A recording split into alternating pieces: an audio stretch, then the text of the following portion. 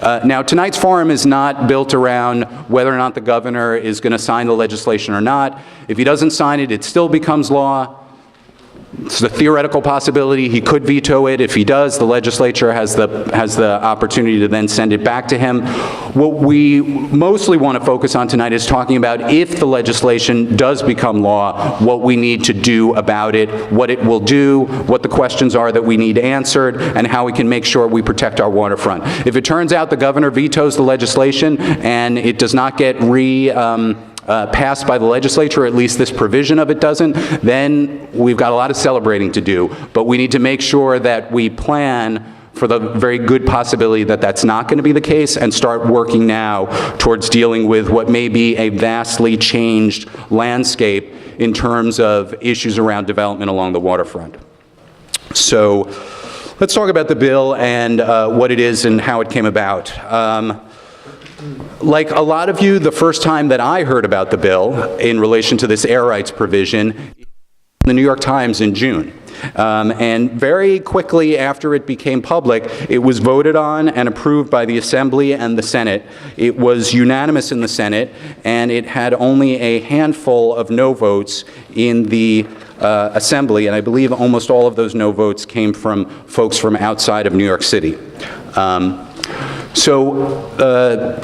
All of our local assembly members voted for it.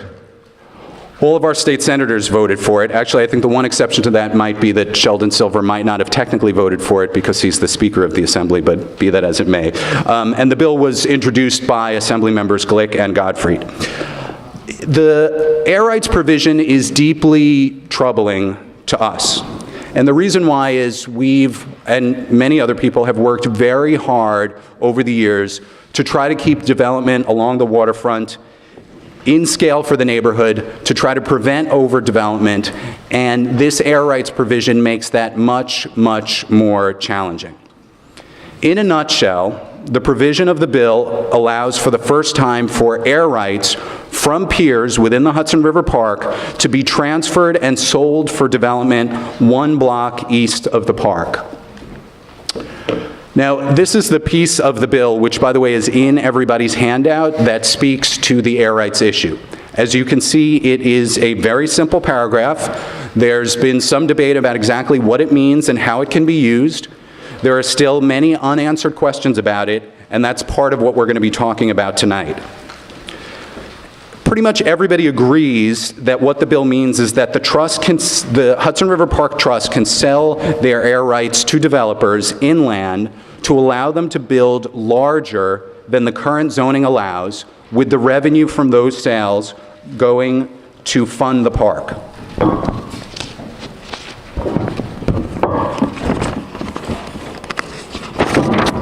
Sorry about that. So what worries me about the bill is that what we're basically doing is we're trying to solve one problem, which is a funding shortfall for the park, by creating another problem, which is encouraging larger development in sensitive sites along the waterfront.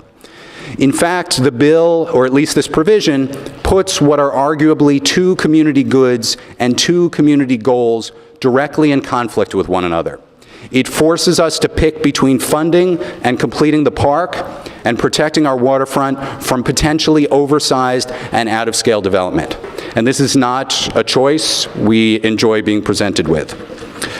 I have to say, I also find it yet another disturbing step in the direction of making the funding of public amenities dependent upon private real estate development. Increasingly, we are told, if you want a public school, if you want a park, if you want affordable housing,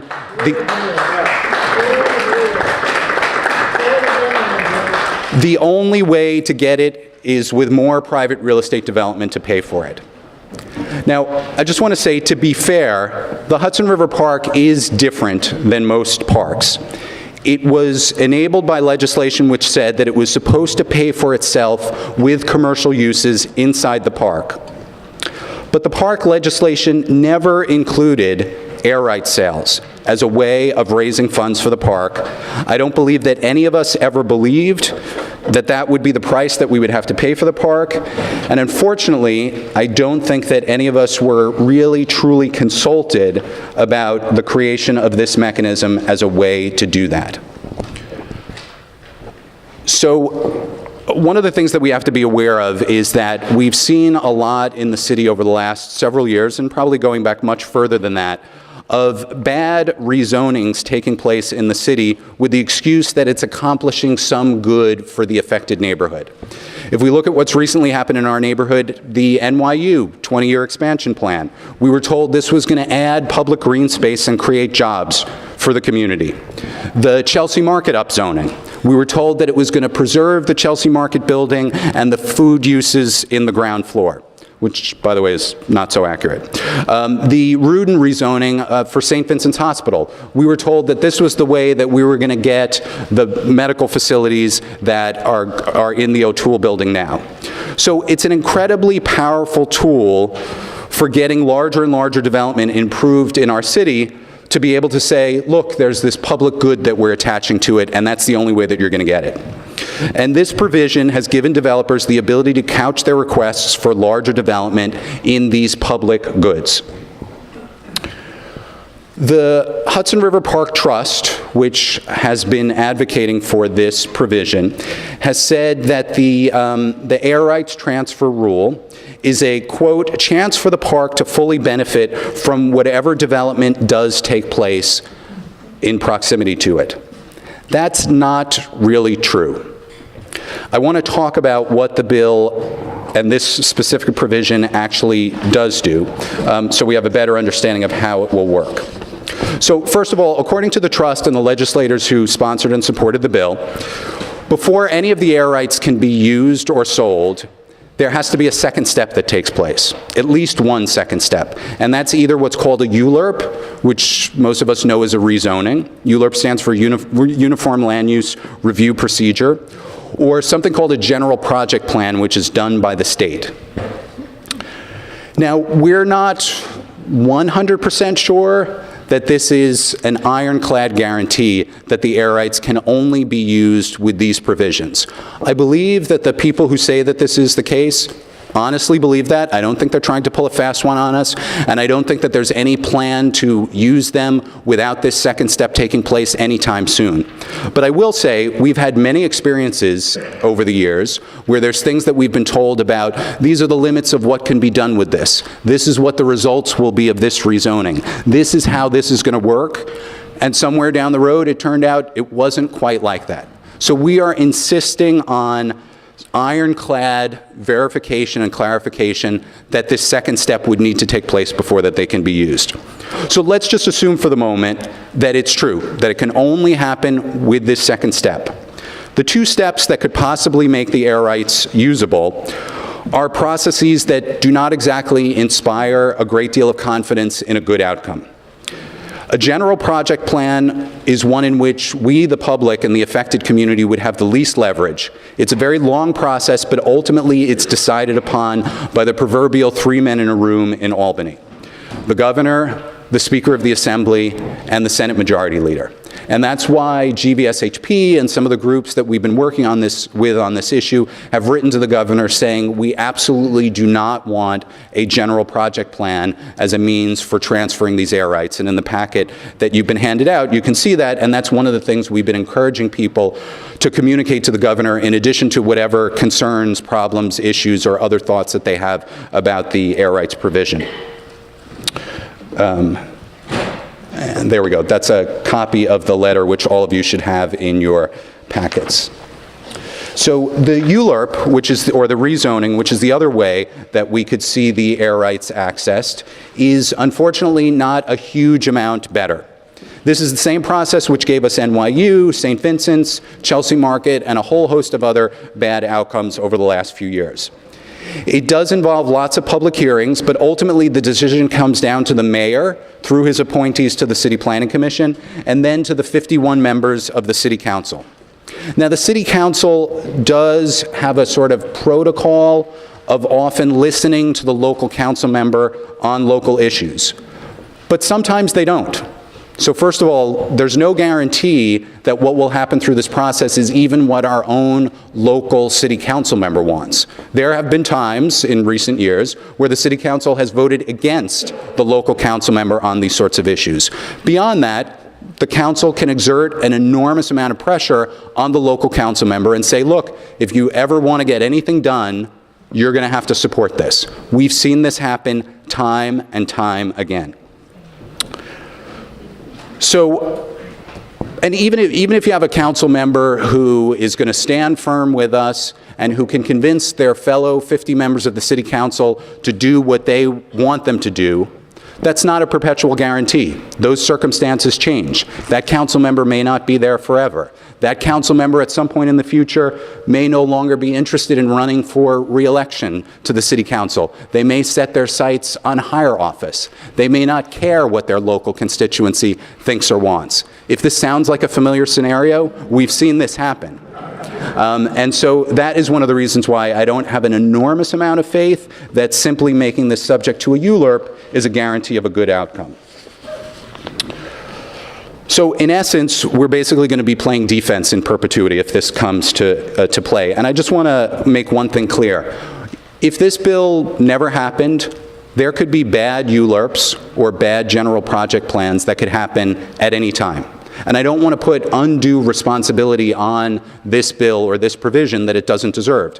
Tomorrow, a developer could come along and say, I'm applying to rezone this site. I want to, build something 3 times the size of what's currently allowed, and we would have to fight that fight if we chose to.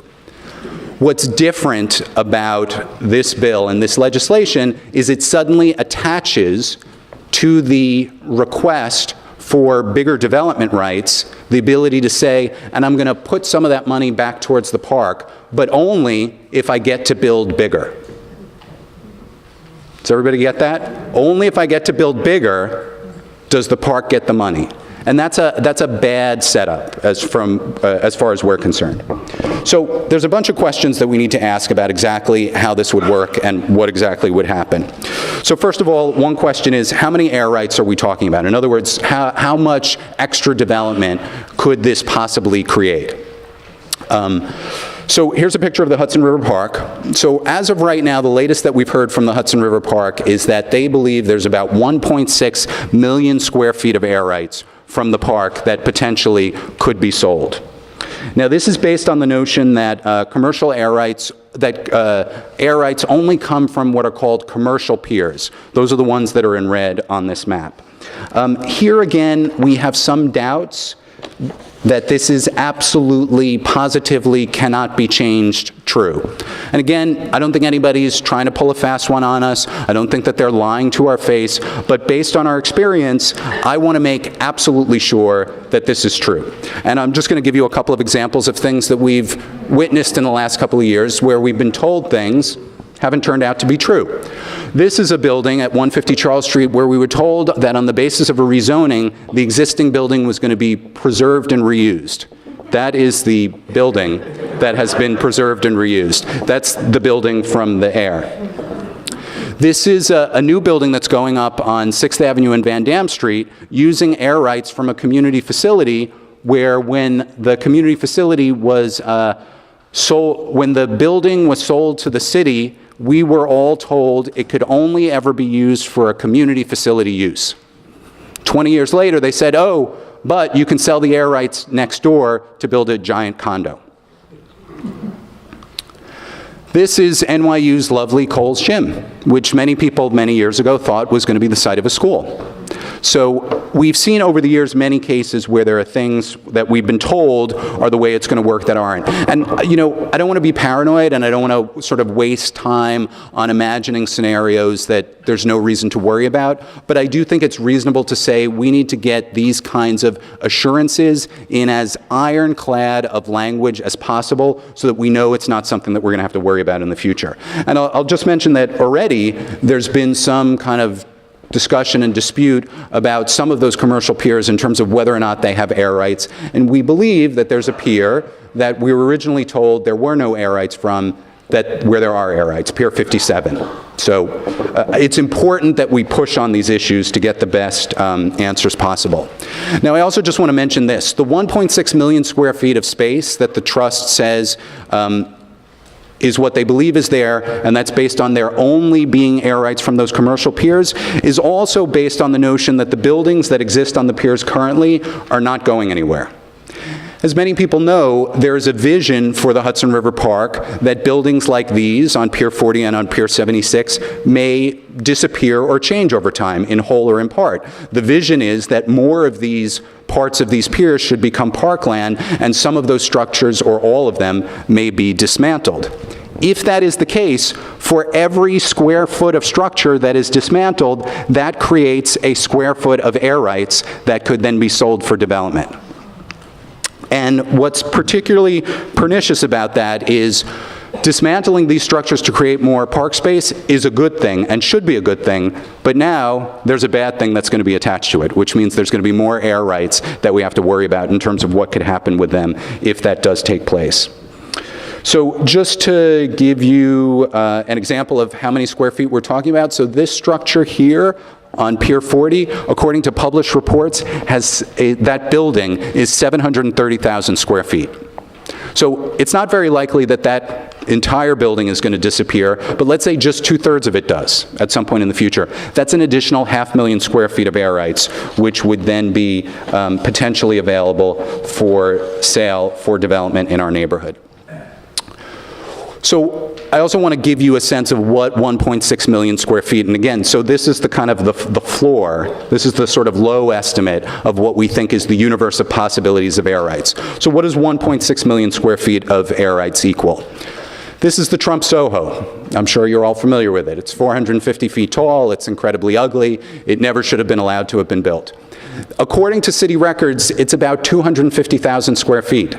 So 1.6 million square feet of space is about 6.5 Trump Sohos.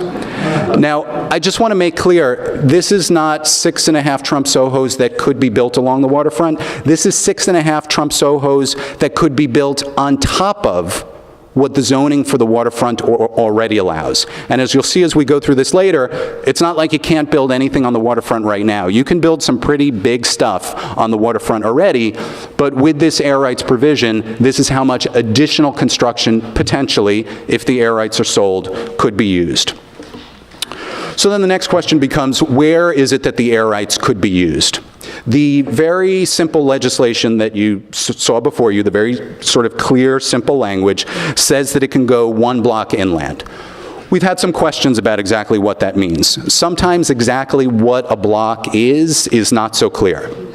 So what I'm going to do is I'm going to take you along this map going up and down the west side waterfront to look at some things. Down here in the Tribeca section, and you can see this stops at Chambers Street. That's the southern boundary of where the air rights can be used. The northern boundary is 59th Street. Where exactly 1 block is seems like it's pretty clear. Now here we're moving up into the village. Weehawken Street over here, this tiny, tiny street, we're not sure whether or not that's going to be considered 1 block inland, or if 1 block inland is going to be Washington Street over here. Similarly, at this northernmost corner, whoops, I turned it off again, and it's a little bit easier to see in the Chelsea map. So here, you guys know that little triangular hotel on 14th Street? So is that 1 block inland, or does 1 block inland go here over to Washington Street? We don't know. What we do think we know is that when you get to between 14th Street and 15th Street, because the park comes across the highway, 1 block inland juts all the way into 9th Avenue over here. And then similarly, heading further north, because the Chelsea Waterside Park is also on this side of the highway, going up to 24th Street, 1 block inland seems like it should probably go all the way here to 10th Avenue before it then goes up to 11th Avenue. There's also some weird questions. Many of you probably haven't encountered this, but the city has a weird way of counting blocks, and sometimes it actually considers what we would, even setting aside the sort of unusual Weehawken Street thing, sometimes 2 blocks are actually in the city's records considered 1 block. So for instance, these here both have the same block number in New York City records. So we want to make sure that 1 block inland means the sort of common sense definition of 1 block and not the sort of kind of old numbering system that the city still uses to this day. So we're trying to get clarification about exactly where that line goes in terms of where it can be used. Now let's talk about, on a practical level, within this stretch, this 1 block stretch from 59th to Chambers Streets, where we think the air rights could be used. First of all, sites that are landmarked, they probably could not be used there, for a variety of reasons. I mean, what can be built on a landmark site is at the discretion of the Landmarks Preservation Commission. Every once in a while they do something we consider a little bit crazy. Every once in a while there's a unique circumstance, like if folks know on the corner of 57th Street and 8th Avenue, there's that huge glass building that's built on top of the 4-story base. That's actually a landmark building, and the Landmarks Preservation Commission allowed them to build that big skyscraper there. It's unusual circumstances. The building was built in the 20s and was originally intended to have a skyscraper on top of it. So they said, here's a case where a landmark building, we would allow a skyscraper to be built on top of it. Hopefully the Landmarks Preservation Commission would not ever, in these areas, in Tribeca for instance, that are landmarked, or in these areas, in Greenwich Village that are landmarked, would never allow something that would result from the air rights transfers to be built or to take place here. And then this is going up into Chelsea. So this is the Gansevoort Market Historic District. So pieces of within that 1 block zone. And then the West Chelsea Historic District are also sites that are landmarked. So another potential, and this is potential impediment to where the air rights could be used, is contextual zoning. And as many of you know, the Village, Tribeca, Chelsea, all of these neighborhoods fought very, very hard over the years to get contextual zoning for their neighborhood. And what contextual zoning does, which most zoning does not do, is it puts a very specific height limit in place of what can be built on these sites. So in other words, on these sites, it says you can't go above a certain number of square feet. So under the existing zoning, even if you brought the air rights in, you wouldn't really be able to use them because you can't go any higher. The way in which the air rights could be used there is if they undid the contextual rezoning. And we'll talk a little bit more about that later, but we hope that because of the contextual zoning that's in place, they'll stay away from those spots. Here in the Village, we actually, in 2005, were very successful in getting a lot of contextual rezoning along the waterfront. So a lot of those blocks do have this. Again, it is not an inviolable protection.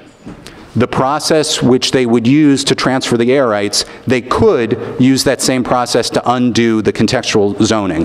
Now that said, somebody could come along and ask for a zoning change that would undo the contextual zoning at any time. I want to be fair. These are challenges that we could face no matter what, but the air rights provision certainly puts a little more oomph behind an effort to try to do that if somebody were to seek to do that. And this in Chelsea is the West Chelsea rezoning. There are height limits and a whole bunch of other different things that are in place there that, again, one would hope would discourage the city or developers from looking at those sites as potential places. So this is the St. John's building. It's across from Pier 40.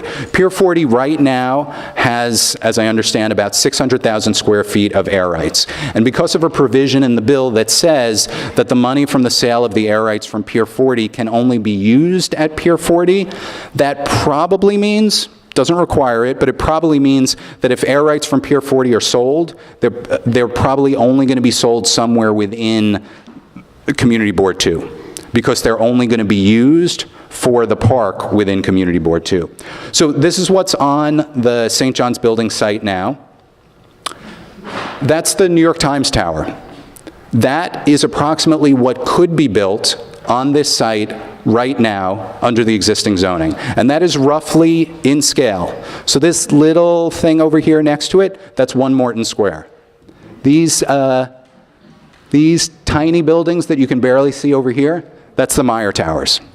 So that's what you could build on this site now under the existing zoning. With just the air rights from Pier 40 added in, this is what you could add to it, 2 Trump Towers worth.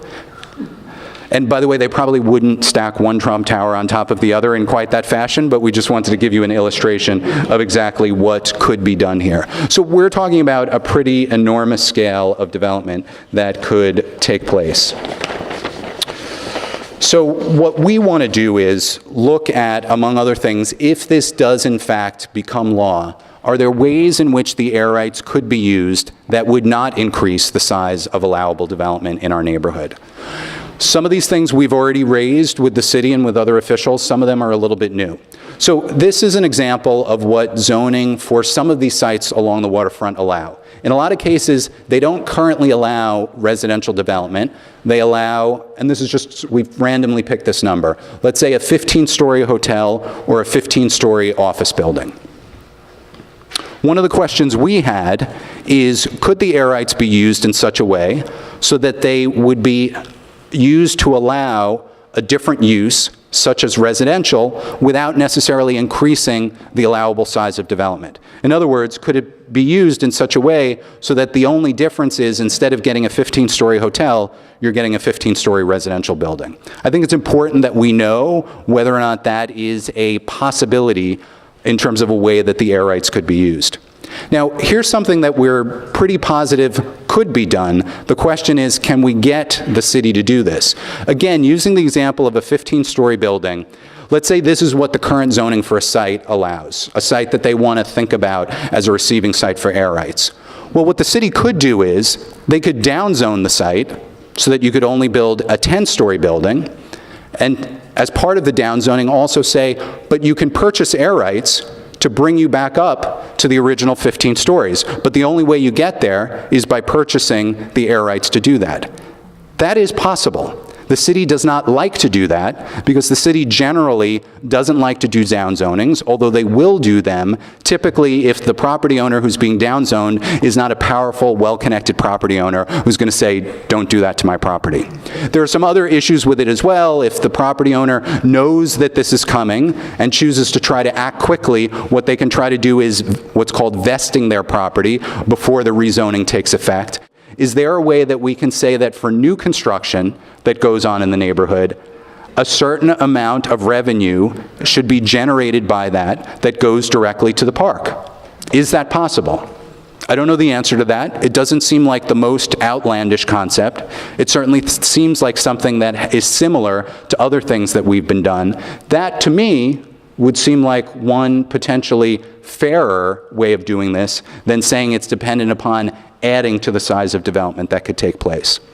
I think it's also very important that we say to the trust and to elected officials that we need to know what other avenues are you exploring for funding for the park, or are you just, have you thrown up your hands and said, look, you know what? It's all about the air rights. That's the only way we're going to fund the park. Because if that's the case, then that's putting all of the burden on us and the neighborhood to accept this larger development to fund the park. I think it's critical that we say to them, we need to know what are the other possibilities that you're continuing to explore. And then finally, this thing here at the end where it says turning off the spigot, one of the things that's concerning about the way this is currently structured is there's no limit on how many of the air rights the trust can use, other than this approval process that they have to go through, and other than once they run out of air rights, they obviously can't sell anymore.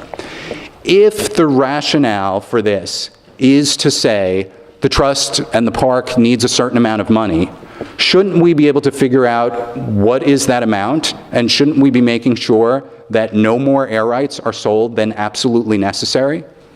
That there does not seem to be a clear answer about that yet. At what point do the air rights sales stop, and what is the measure by which we decide, all right, you've done enough? So one of the things that I think we want to say to the state legislators and to the city council members and to the trust is there a way that we can turn the spigot off? That we can say, when you've reached a certain point, when you've generated a certain amount of money, that's it. We're going to take back the ability for those air rights to be used. Otherwise, they're going to be sitting there in perpetuity, and clever people with lots of money in real estate development are always going to be looking for ways to use them. So I want to just, before I turn this over to and we're going to just have two other kind of quick presentations from folks. I just want to remind everybody that tonight, in addition to hopefully you learning more about this and us hearing from you about what your thoughts and concerns are, it's really important that you stay involved in this process. Good evening, everybody. As Andrew said, my name is Bill Borock. I'm president of the Council of Chelsea Block Associations, which is a coalition of 12 block associations covering 22 blocks in Chelsea.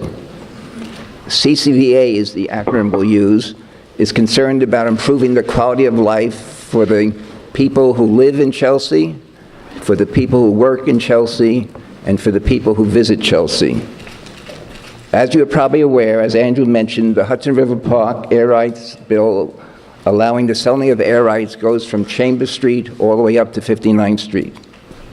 CCBA is concerned and has questions about the air rights bill, but for the purpose of tonight's meeting, I'm going to focus on the Chelsea area and some of the area below 14th Street in the Gazenport area.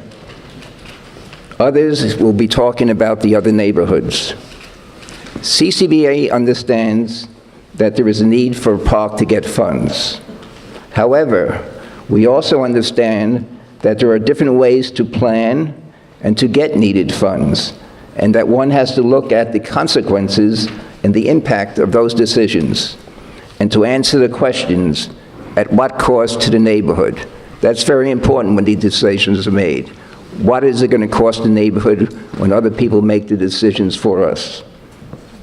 We think that most people want to have a nice park to go in, to walk in, to have the kids play in, etc. We also think that most people want reasonable development. But what some people call progress, and it leads to overdevelopment, that's not reasonable development. And that's what concerns we have for our community. Tonight you will hear statements, and you heard some by Andrew, questions about where will the air rights be sold? How many square feet will be sold? How much money will be received by the trust? How tall and how wide will the structures be built? What will be built? Residential facilities for those who live there? Commercial facilities for people to work there? Hotels for visitors to visit? Recreation for people who want to play there? We don't know those answers. These questions have already been asked at some of the meetings we've had, and the responses so far have been somewhat vague, with certain buzzwords like, although it's not in writing, we may do it, we're not sure, such and such will not happen, we will not do such and such, it's not on our plans, but, etc., etc. These are the kinds of questions we want clear answers to if we can get them, and that's what we're going to pursue. Thank you very much, Bill. We have just one more presenter, and then we're going to turn it over to you for your thoughts, questions, and feedback. I do want to share an important piece of information that I just got via email. We're waiting to get this confirmed, but it appears that the governor has just signed the bill, which is not a huge surprise. And so it really points to the importance of our being here tonight, because a big part of what we're here to deal with tonight is to figure out if in fact this does become the law of the land, what do we do with it? And how do we make sure it doesn't have a harmful impact on our neighborhood? So it's all the more important that you fill out those letters so that we can send them to the governor, because it does speak to the issue of the general project plan, which would be the worst of the ways in which these air rights can be used, and that we let the governor know all of the concerns that we have about it. And so our last and final speaker is Lesley Doyel, a great community leader, co-president of Save Chelsea.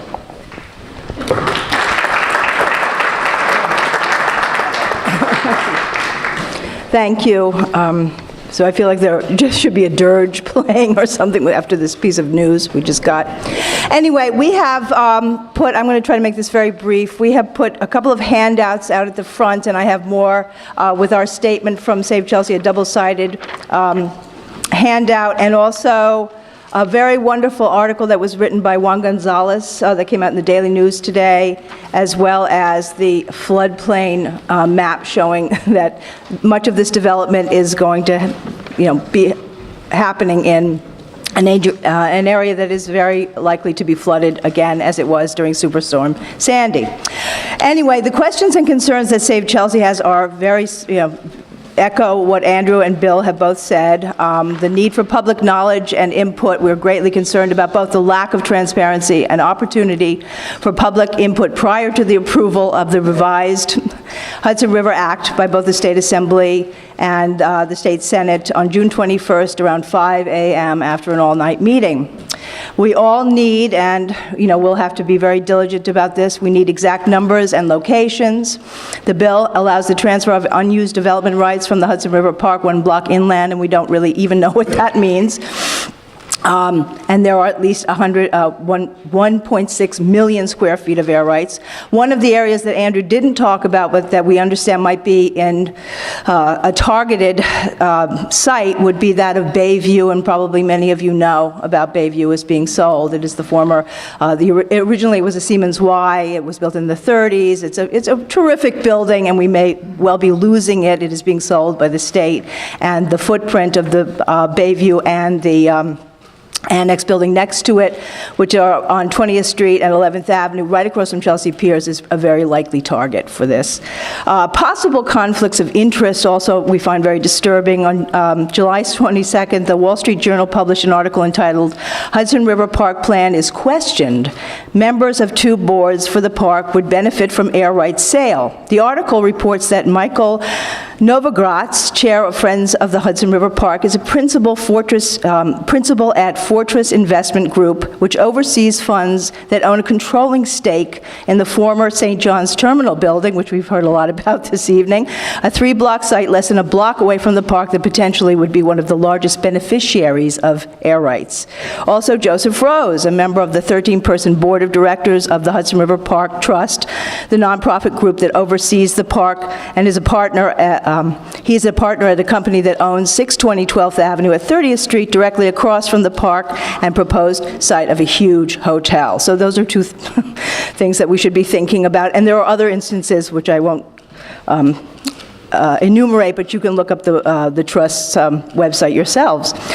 Friends of the Hudson River Park, in 2011, the Trust formalized a partnership with Friends of the Hudson River Park that can seek private financial support to accelerate completion of the new park areas and to help the Trust with park maintenance. Though we are told that the Trust is not allowed to borrow money, a private fundraising group might also be able to issue tax-exempt bonds for the park, which the Trust cannot legally do. So this is another alternative, as Andrew was mentioning before. There are other alternatives. And just as food for thought, in terms of the Hudson River Park, which we love. Let me say that before I go any further. We love the park, and we want it to thrive and survive and to be healthy financially and in every other way. But we're thinking that there are other alternatives in terms of fundraising, and as Andrew was pointing out before, looking for ways that perhaps future development can fund some of the park, which is, fair is fair. Now, the annual financing plan of 2012 of the Hudson River Park reports that there has been $1.1 billion in increase in the surrounding property's market value directly attributed to the park's development. Then it goes on to say that $3 billion of new construction adjacent to the park has been completed in the last decade. Now, in closing, and I think he would have been here tonight, but he's in Italy, I wanted to quote from a talking point by a gentleman named Tom Fox, who was the first president of the Hudson River Park Conservancy, which completed the Hudson River Park's concept and financial plan from 1992, and he was in this position from 1992 to 1995.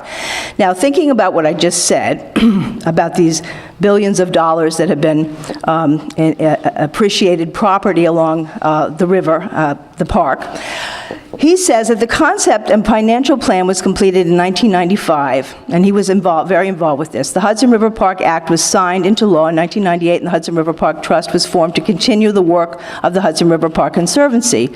But a strange thing happened along the way. The funding formula recommended to create the first park capable of sustaining its own operation and maintenance was scaled back drastically, however. The concept of a self-sustaining park continued to be a political imperative, even if securing the needed funding wasn't. As initially planned, the city and state would fund the construction of the park, which they did. That $400 million to $500 million investment would result in the appreciation of the adjacent inboard real estate within 3 blocks of the park, generating new tax revenues, which we know from the park's own report it has.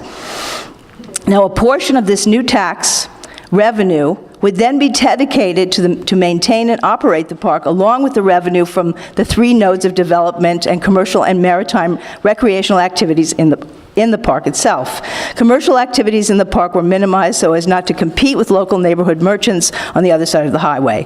But the city and state never set up a mechanism to capture the increased tax revenues from the adjacent real estate. They failed to redevelop Pier 40 for more than 20 years and let it fatally deteriorate. Worse, they've just about abandoned their responsibility to complete the construction of the Hudson River Park or secure the funding stream required for the park maintenance and operations. Okay, that having been said, and that was an entire quote from Tom Fox's talking point, which I urge you to read in total, we believe that a lot of questions need to be answered long before the plan to start selling air rights en masse gets approved. We want the park to be funded and to thrive, but a plan to create yet another series of massive windfalls for private developers whose building plans will not only impact and alter our neighborhoods for all time, but could potentially put thousands at risk, does not strike us, and of course you know that this is the floodplain, does not strike us as the best way to do it. Thank you for listening. And I guess the fight has just begun.